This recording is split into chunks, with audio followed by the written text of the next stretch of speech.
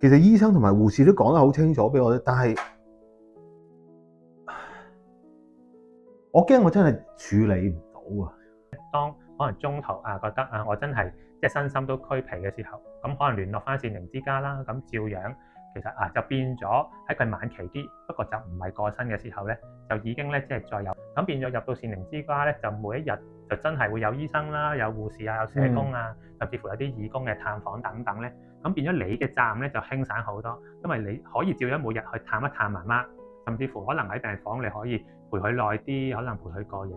甚至乎可能喺善寧之家都有呢度嘅禮堂，咁變咗到佢過身，咁直接入翻呢度嘅殮房，可能去翻呢度嘅禮堂，例如由翻可能我哋呢邊嘅殯儀公司去幫你安排咧，其實反而咧你就會比坊間可能做嗰啲再叫白車去醫院，跟住咧又出入入，或者喺屋企又驚照顧唔嚟咧，咁呢個反而比較自然咧，可以令到你可以即係一個少啲壓力，即係舒服啲嘅感覺咧，一樣可以為媽媽咧做到一個好嘅即係在家或者係咧在院舍嘅善終服務嘅。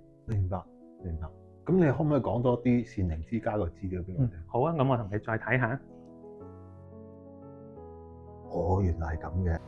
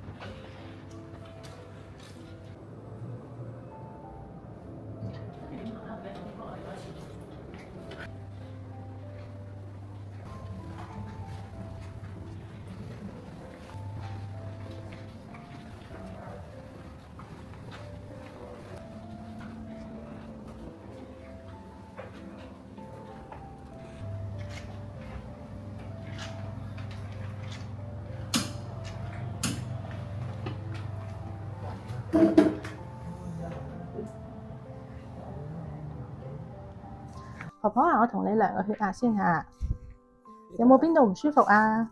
冇啊。好。係啊，姑娘。我想問咧，如果我哋想家屬咧想陪我媽媽咧，應該有啲咩手續咧？我哋呢度咧就24小時可以留宿嘅，係啦。咁如果夜晚你想開床嘅話咧，就同我哋同事講，我哋會開張梳化床俾你喺旁邊瞓嘅。係啦。咁同埋如果咧有咩問題啊，或者有咩需要咧，可以隨時撳鐘叫我哋同事入嚟幫手。就喺嗰度。係啦。好，唔該晒。好，唔使客氣。好。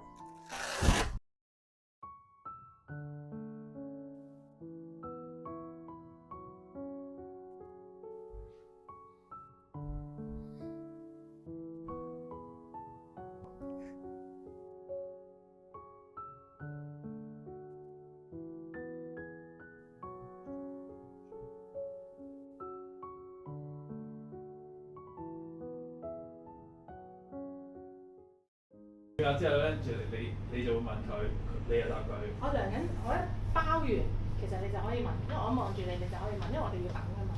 係咯，好嘛。我咁一撳，跟住之後我令過嚟，跟住你就問㗎啦。係啊，唔係跟住